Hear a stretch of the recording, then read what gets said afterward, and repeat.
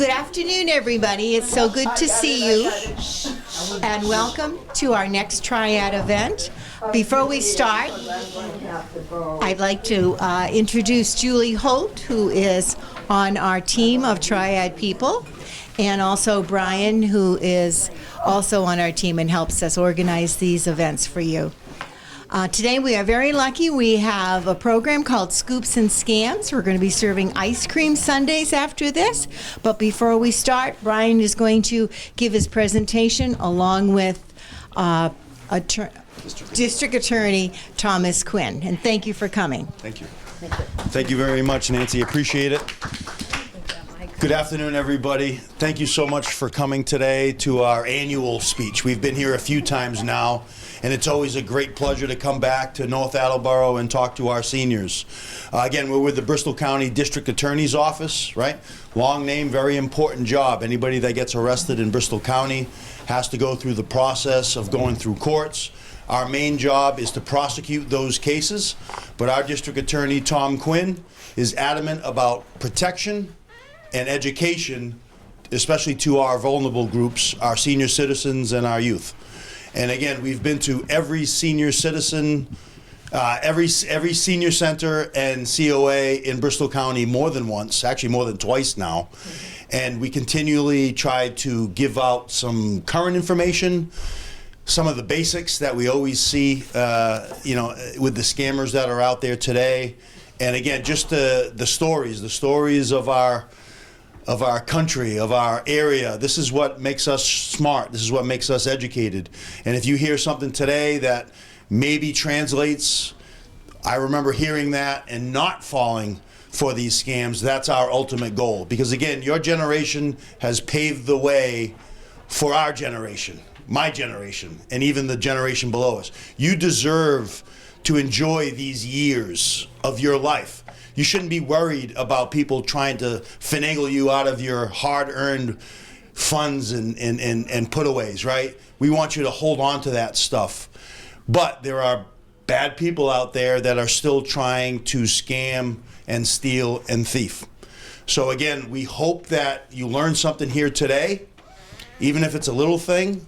And I hope that you guys really enjoy the speech. So I'm going to turn the floor over to our district attorney, who's been here for just about 10 years now as our district attorney. He implemented his own unit when he came in that focuses on elder abuse and financial fraud, something one of a kind that has really made some headway over the last 9.5, 10 years now. So again, pleased to introduce our district attorney, Tom Quinn. Thank you, Brian, and happy to be here and have the opportunity to speak to you. I have been the district attorney for almost 10 years, which is a decade, so the time does go by.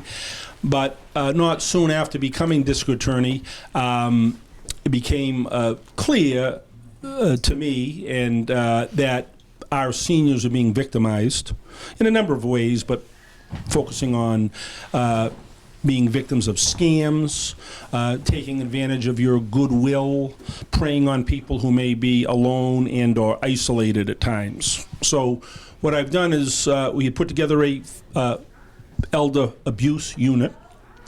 Have an attorney there who's worked there for over 8 years with experience in that area, focusing on prosecuting crimes if there's sufficient evidence that we investigate, but more importantly, prevention. So I'm here to discuss prevention, because if you get victimized by a scam, the chances of you getting your money back are slim to none. Mm-hmm. You might get lucky once in a while. We've had a few examples over time where someone was scammed on the phone, but they called the police and they were told to drop the money off somewhere, or somebody would pick it up and the police arrived. But that's very unlikely. What I'm asking you to do, and just want to bring to your attention, is given the fact that we have many thieves out there who are trying to prey on anybody but to take advantage of our seniors, you have to exercise discipline, and you have to try to prevent yourselves from getting caught up in the emotion of some of these scams, because they're designed to be psychological in nature and have a psychological effect on you. For example, the grandparent scam. Very popular scam that's gotten millions, if not billions of dollars from people over the years. Why? You receive a phone call, it says your grandson's been in an accident, or he or she is in jail. They need money to be bailed out of jail or to pay off somebody for the accident. Simply put, that's not true. Your grandchild is not in Washington or Kalamazoo, Michigan, or wherever they're calling from saying, or it's not them saying, I'll get to that, but it's the con artist saying that. Now, a few years back, I was at a group like this, and someone raised their hand and said they received a call like that, might have been like out in the state of Washington, $1,000, go get a money order and wire it to whatever the location was. So this was a person who got startled, scared, didn't call the grandchild, didn't call the daughter or husband, whoever the connection was going down to the drugstore or whatever it was, CVS. I want a money out for $1,000. Anyways, she was emotional. The clerk intervened and said, wait a second, hold on. And she didn't send it. But that's a happy ending. There are many unhappy endings. So one of the problems, though, with technology in our society, which is really becoming more negative than positive, the negative impact it's having on everybody, from older folks to the children to everybody in between, whether they're addicted to it, children on it all the time, adults on it, interfering with your everyday life. If somebody's on the phone now texting while I'm talking, or you're out to dinner and you're with someone and they're texting, and it's difficult to say things because that's going to upset people. But technology, while it has good, has many negative aspects to it. So what I'm saying, 2 points though. So we have the grandparents game, psychological. You're taken off guard. You're scared, my grandson. There's also artificial intelligence that is in this area, we've been told, the voice that is grabbed from the social media network sounds like the grandchild. So that's going to another level, because that is scary. If you think your grandson or daughter's on the other line and it sounds like their voice, I'm in jail, I need your help, can't tell the parents, I don't want to get in trouble, that sounds sort of legitimate. And all of a sudden you're spending $5,000, $10,000, $15,000. Okay. Now, I don't really comment on people. I'm not judging anybody for doing that, because there's the psychological effect of they're preying on you who are vulnerable potentially and might be susceptible to being, fearful if it's a grandchild or something of that nature. So you need discipline. It's not the grandchild, whether it sounds like them or not. And I'll say this again, you may love them, but if they're in an accident, chances are in the real world, if they are going to get bailed out.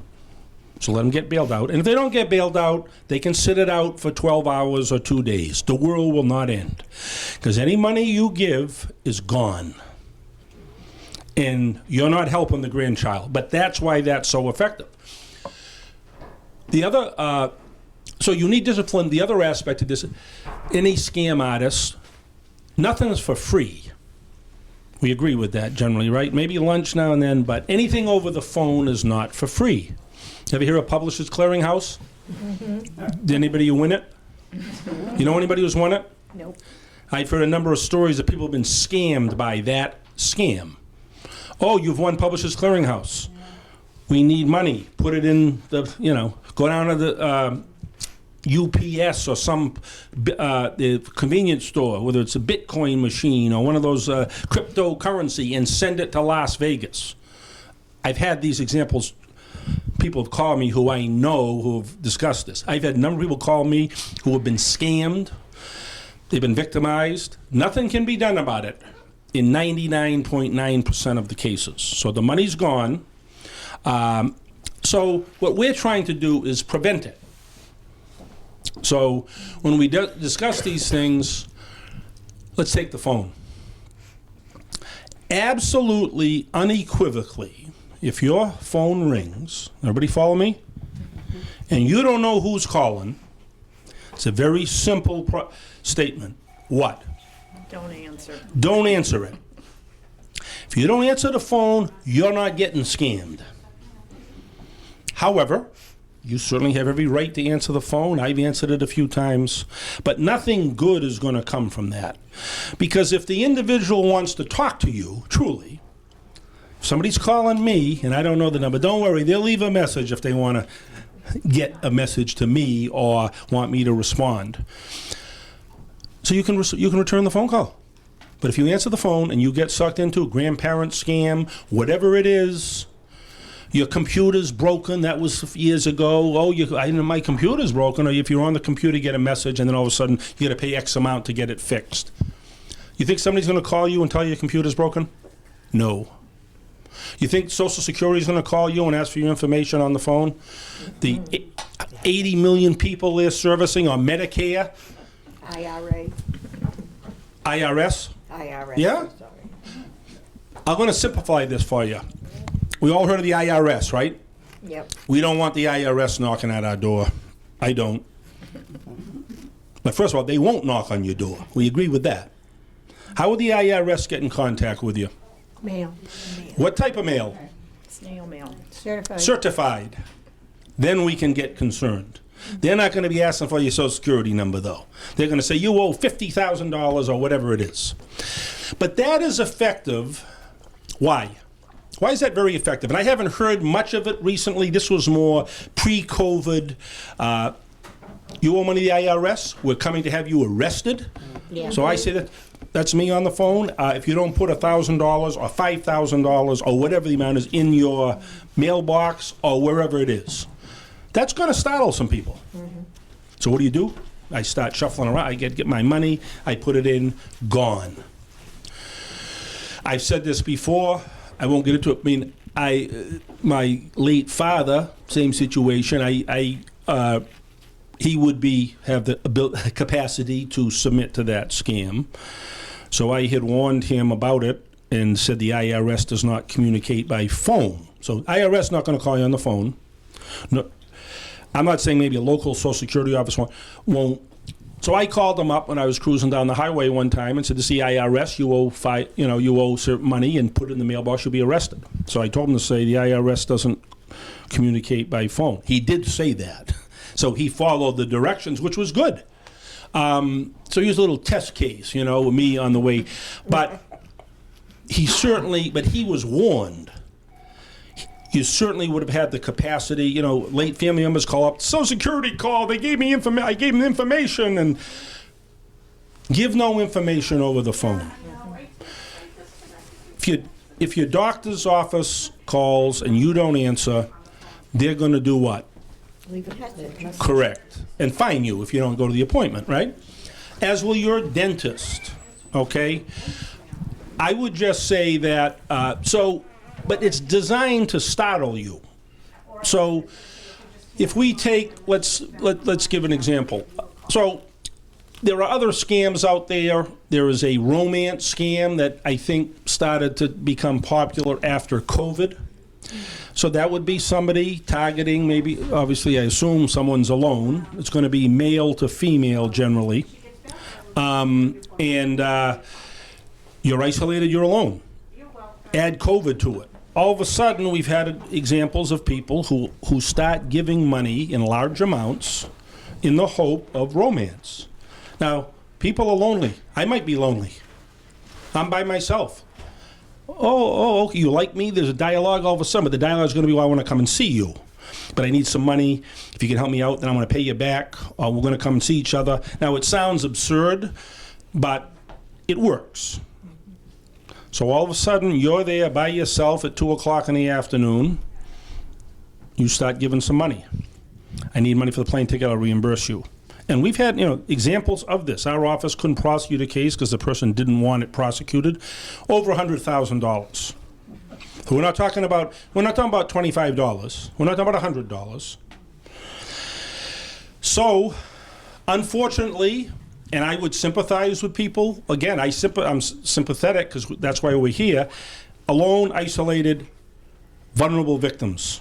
If the husband is sitting next to you and you're saying, yes, give me your information, I mean, that, okay, but then you're on your own. But it's, it's going to be generally a widow, I would say, or whatever the somebody's alone. You're never going to see the person, and you're going to be out a lot of money.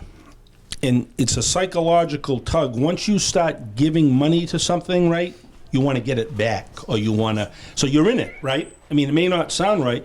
So there's many people that have been victimized by that. We mentioned, I guess the artificial intelligence, which is, again, that's what I'm talking about with technology. It is nice to text message and call and pull up all this information. In my opinion, as Chief Law Enforcement Officer in Bristol County, it's become more negative than positive. Yes, it's nice to get a message. Can you give me a call when you get a chance? Although, that's, again, not harassing me, but, they have access to you. Or you bring milk home or whatever it is. That's okay, and there's other aspects to it. But when you look at where it's gone, where people are addicted to it, psychologically, children are up all night in their beds on these phones and various devices, not sleeping, getting involved in stuff they shouldn't get involved in, and just the general nature of it. Do we even know if some of this stuff is true? Like you watch TV, right? They're distorting my picture, or they put somebody, they're taking video of everybody all the time, right? It's good if it's a crime. Okay, that's good. But it's just gotten to the point on a number of fronts where it is, in my opinion, counterproductive. And hopefully that can change, but the way to change is that people have to rely less on that. Again, many good aspects to it, but I just see it as a means to enhance people's ability in this area, this topic, to scam you. Because it had to be by phone years ago. So exclusively phone, there weren't computers. Now you have the computers. Messages are sent, free gift cards. Ever get free gift cards? Been offered free gift cards, not by a generous donor. They don't exist.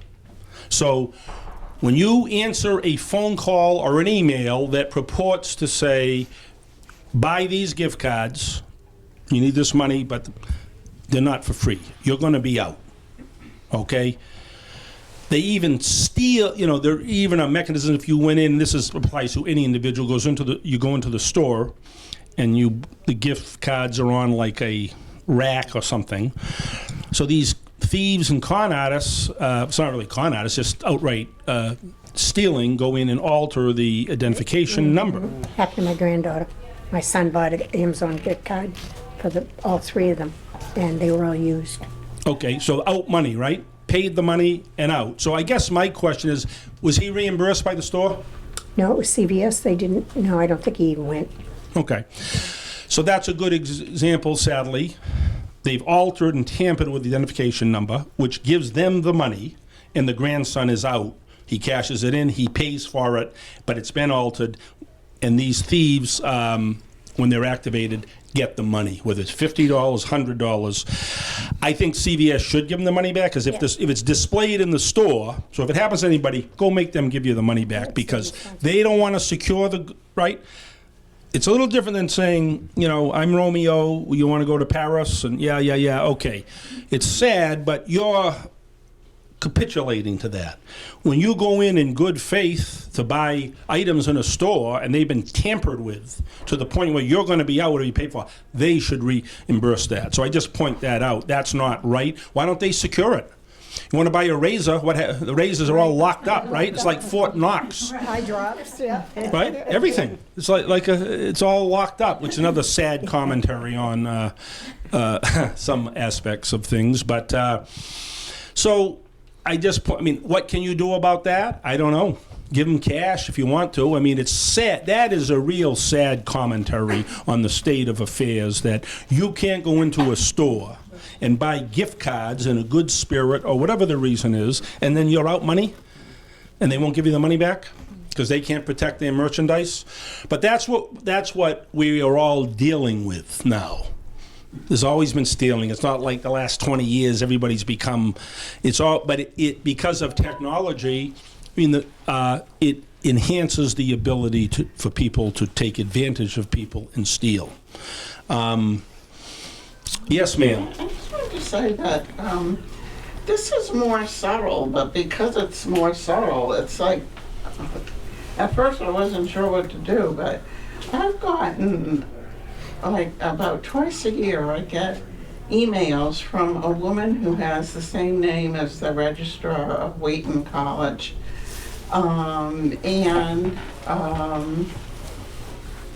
She has been sending, she said, I'm sending you some PDFs for pictures that I took. And so open, go ahead and open these. Well, I didn't think it was likely that the registrar was going to be sending me pictures. They have a senior course program I won't go into at Wheaton, but I still don't think that she would do that. I would agree with that. But the other thing that I noticed is that her email address was not the same as the registrar's. So of course I didn't respond, but I also called the registrar and she said, oh no, not again. And apparently it's happened before.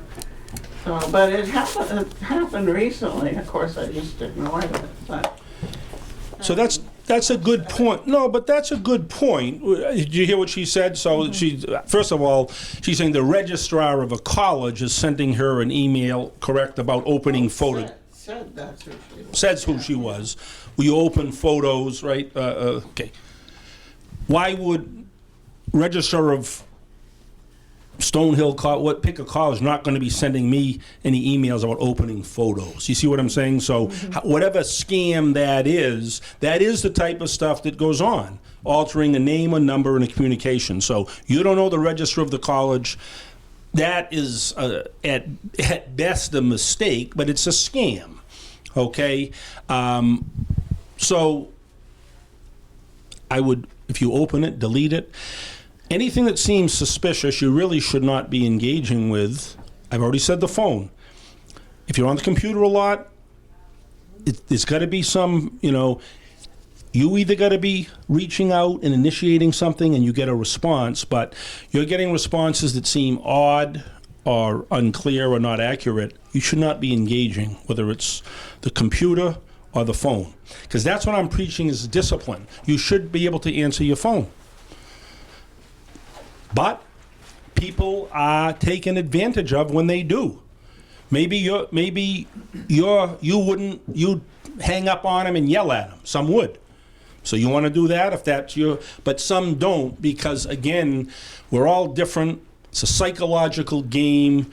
If you're sitting there at night, all of a sudden you're caught off guard, it's at night. And I am telling you, without going into all, these are personal experiences. That grandparent scam, I've had somebody who I knew very well, again, a connection, grandparent scam, he's been arrested, whatever the circumstances. And this isn't, the 12-year-old. This is somebody who's in their 40s, who's at work.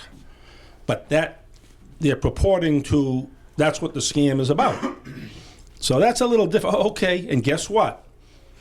Prepared to fork over big money just based on the representation that your grandson, who actually is working as adult over 40, has been in an accident and we need money. So they're prepared to give the money. Fortunately, in that particular relationship, what I understand, the wife intervened. They called the family member. They called up, and what do you think? The place of employment of the individual. And what do you think? Yeah, I'm fine. And this, again, this isn't 13 years old. This is a fully grown adult. But whatever people's psyche is, scared, and there are two people together here. So if he was by himself, scam city, you know what I mean? He would have given the money up. And I, again, we're not just, making these examples up.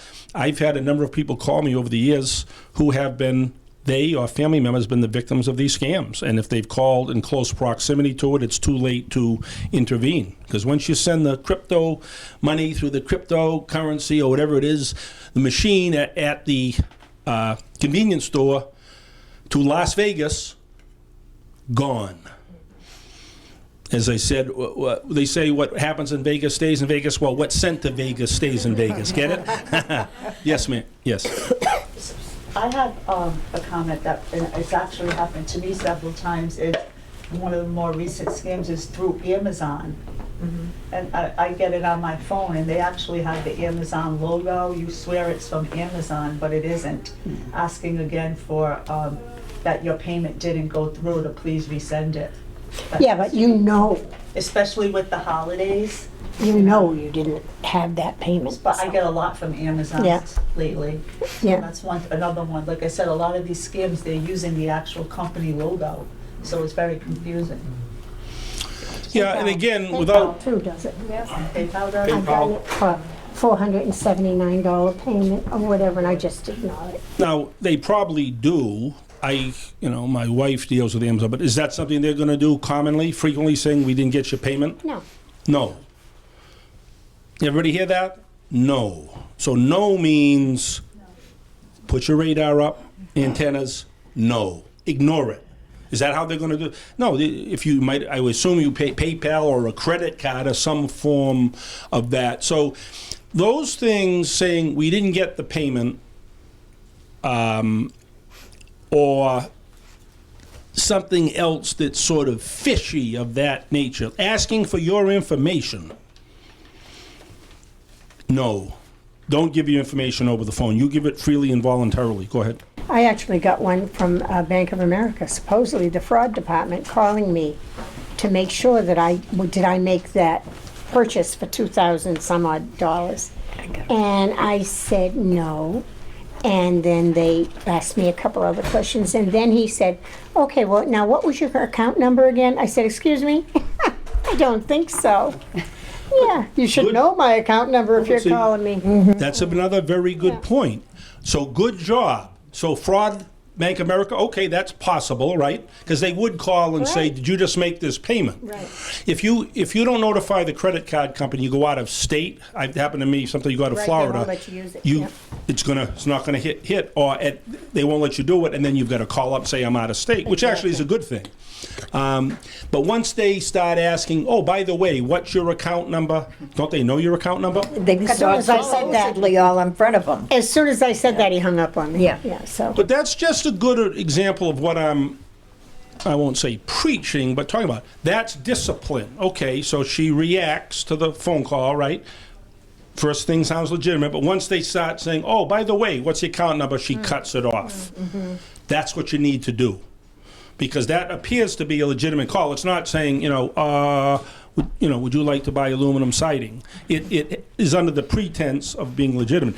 The grandparents' scheme isn't really legitimate, but it is psychological. It's not legitimate because it's not real.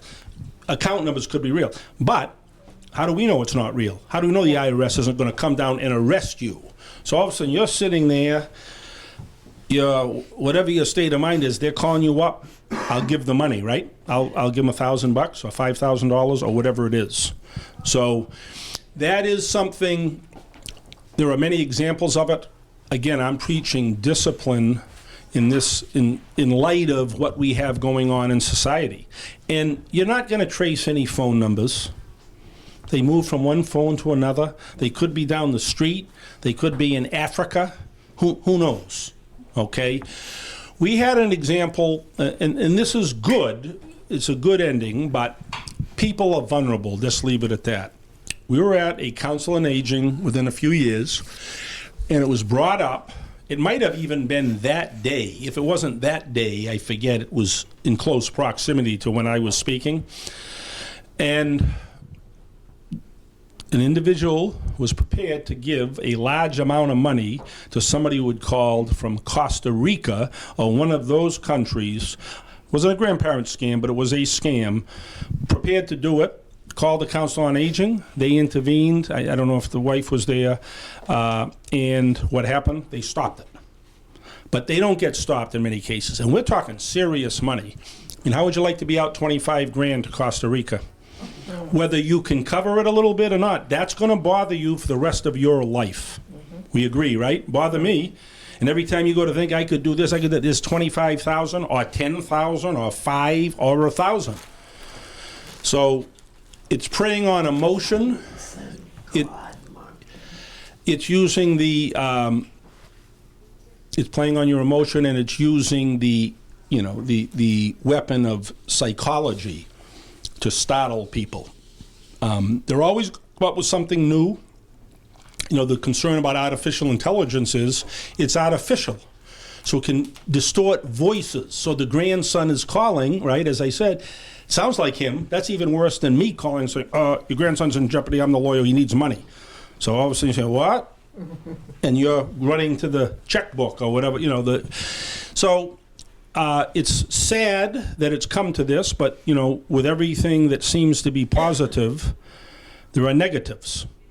I wouldn't get involved that you're answering the front door and giving anybody money, okay? First of all, I don't know if you should answer the door if you don't know who's there. I don't even think they do those things. If it's a neighborhood kid trying to get money for some, that that's your choice.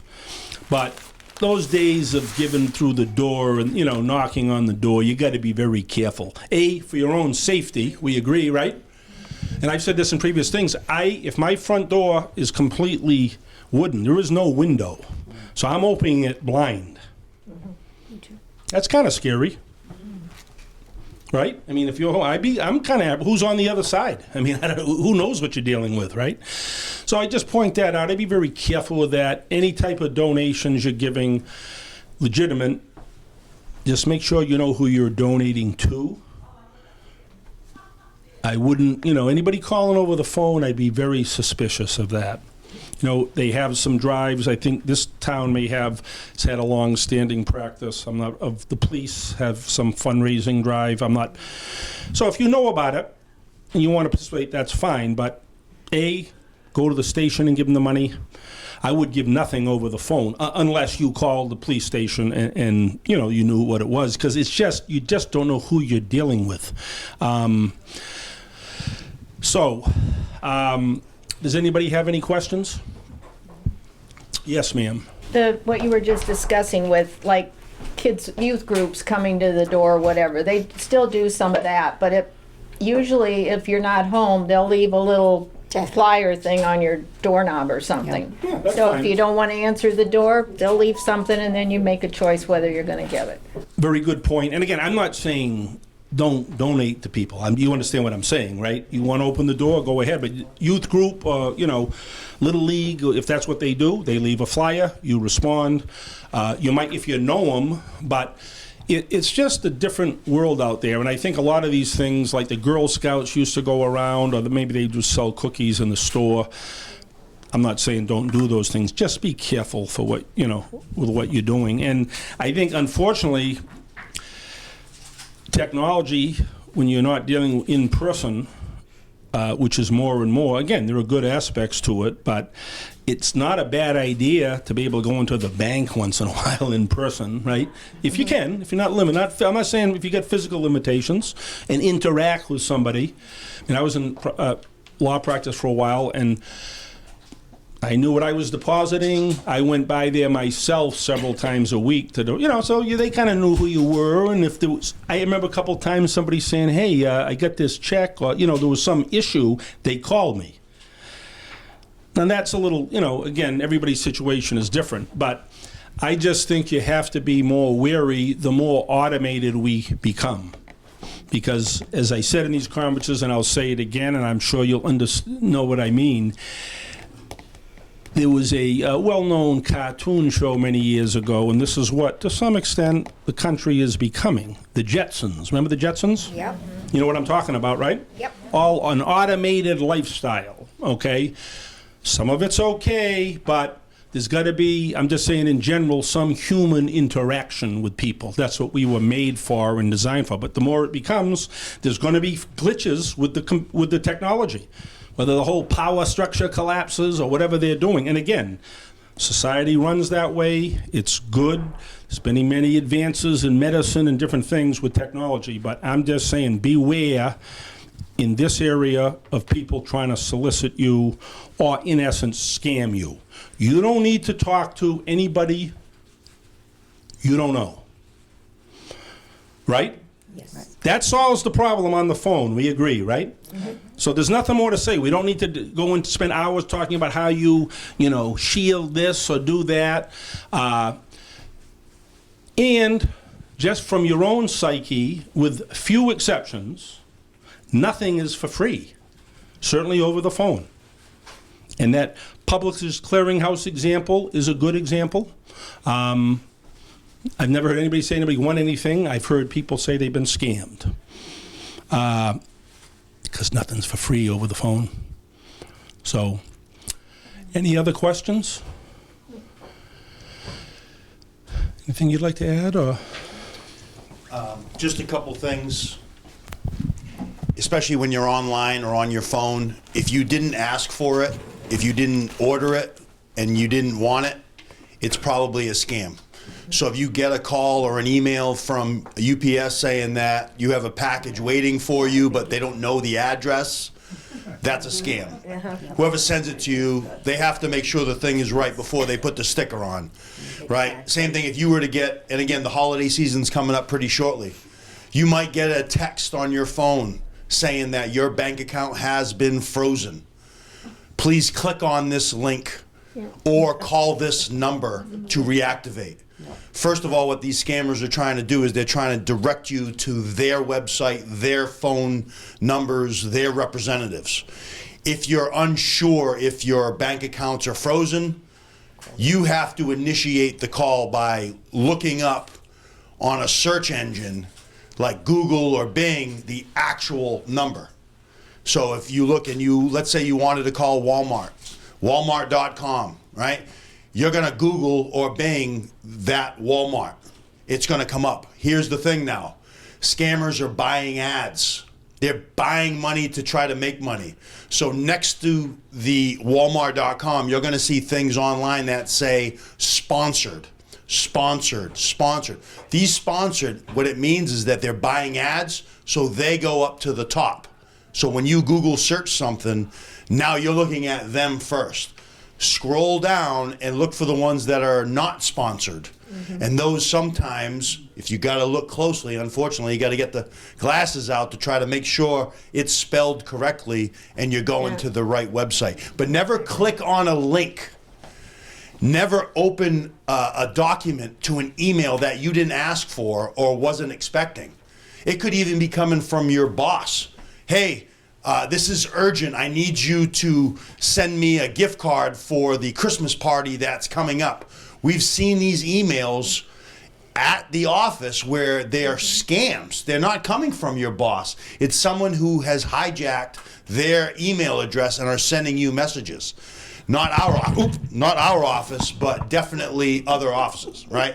So if you are not expecting something, please take a step back. There's no urgency. They're going to see scams that say, it has to happen right now. You owe us or the cops are coming. That's a sense of urgency. That's a red flag. Nothing has to happen right now. Your grandchild in jail, that's urgent. Take a step back. Find somebody that you could ask the question of, is this true? What do you think? Like a confidant. Whether it's a spouse, whether it's a friend, it could be someone from the COA, it could be our office, it could be the police calling 911. But that's how a lot of the scammers get taken out, is when they ask those questions of friends or confidants, and then next you know it's like, I've heard about this one, don't do it, it's a scam. So again, online woes. Never click on links that you're going to go to their alleyways. You create the alleyways. If you want to call Bank of America or Walmart, find the actual number online or in the Yellow Pages. I know Yellow Pages is now yellowpages.com. They have it online rather than the actual old book that we used to have in our drawers, right? So you can look up numbers the same way now online, but find the right numbers, because a lot of these numbers, 833, that's not the actual numbers to these places. So don't click on links, don't call numbers. And most importantly, keep track of your finances if you can. Go online, you can check your bank accounts, your statements. There might be small charges on there, 50 cents, 99 cents. Sometimes scammers get a hold of your passwords in your accounts and they start withdrawing money, even if it's small, make sure you report it to the bank or to the credit card company. Could be a charge on your credit card. What they're trying to do is they're trying to see if anybody's paying attention. If I'm a scammer and I do that to 100,000 people and I charge 99 cents, that's a pretty good day's work for me as a scammer. But if you find that, hey, I didn't order that, you call the company, even if it's a small amount, because what happens is it starts getting bigger and bigger as the months go by. Very, very scary and very dangerous. But manage your finances and make sure if there's something there that's not, you go ahead and check it. You should honestly run your credit score at least once a year. You can do that at your local bank too, just to see if anybody has tried to open up any bank accounts or run any types of charges, right? Usually it doesn't happen. But if you find out that it is, you'll be able to correct it right then and there, which is nice. You can also do it at Experian, TransUnion, those types of websites. You can check that out. So keep mind of your finances, because again, I think we're all on fixed incomes. We can't lose any money that we don't want to give away, especially to people that don't deserve it. You have the right to give to anybody you want. Anybody you want. But it's the times that it happens where they're taking money from you. That's stuff that's criminal. We can't have that. So. Thank you, Brian. Just maybe a quick example. We'll wrap it up. If you have any questions, we're here and I'm here and we'll continue to come. It's been a priority of mine to protect seniors. I'm not just saying it. I've been doing it for almost a decade. We'll continue to do it. You've given so much to our communities, made our communities what they are. Things are changing a little bit, but I mean, you know, trusting people, worked hard, raise their families, and sometimes that's part of the issue, too trusting. But it's the grandparent scam, romance scam. Grandparent scam is psychological. Since I like this example, I'll mention it. The blockbuster movie Jaws. Most people have seen that. One of the most famous movies of all time. Mention it. So after the first shark attack, the sheriff's going to close the beach. They get on the little boat to Chappaquiddick. That's what it is, a little ferry. So the mayor comes over and the sheriff is there. So they approach him with his little group. So you're going to close the beaches? You know, shark. Yeah, I am. Well, it's your first summer, meaning we'll fire you if you close the beaches. But then it gets a little dialogue saying, you know, it's all psychological. You yell barracuda, people say, what? What are you talking about? You yell shark, you got a panic on your hands, in that case on the 4th of July. And that's what the grandparents, it's panic. They're going to, shark is grandson's in jail, okay, as opposed to, would you please give money to the Preservation Society, you know, something. That's designed to startle you. The IRS, shark attack, right? Psychological. And others. The romance scam may not be a shark attack, but it's more of a subtle way of trying to manipulate you if you're in a vulnerable position. Discipline, and that's what I'm excited about. Nothing's for free, we know that, repeated that, but don't answer that phone or play games on your computer with all these situations we've said, because then you're not going to be out 10 grand. It's money you'll never get back. It's not even so much you did anything wrong. I don't take that approach. I mean, if you want to cough up 200 grand to somebody in Africa, So weird. you know what I'm saying? That might be a little too much. Well, it is. But again, I'm not looking to. But it's preying on, not when I use the shark as example, I'm isolated and lonely. All of a sudden, I get a call from Marilyn Monroe. I might get, I'm exaggerating, but you know, all of a sudden I'm interested. Or I get somebody, there's a dialogue, and all of a sudden, not going to be any romance. Pretty crusty at this point. That's true. Well, but you're going to be out money. But that's also preying, that's preying on you in a different way. So they're always going to come up with different scams, or they distort your voice, whether, someone's voice. But you got to have discipline. It's a sad commentary on the world that we live in, that people are out there trying to take advantage of you. But that's been going on for years, just in different forms. So does anybody have any more questions or thoughts? So again, appreciate the opportunity to be here. If you ever have any issues, if you want to check with the Council on Aging or call our office, that number is available to, assist you. We again, we break into two areas. We investigate cases, but we also are trying to do this prevention because, as I said, in the vast majority of these cases, if you give the money away, it's not coming back. So happy to be here. Thank you for the invitation. I would wish everybody happy Thanksgiving and an enjoyable holiday season. Same to you. Thank you.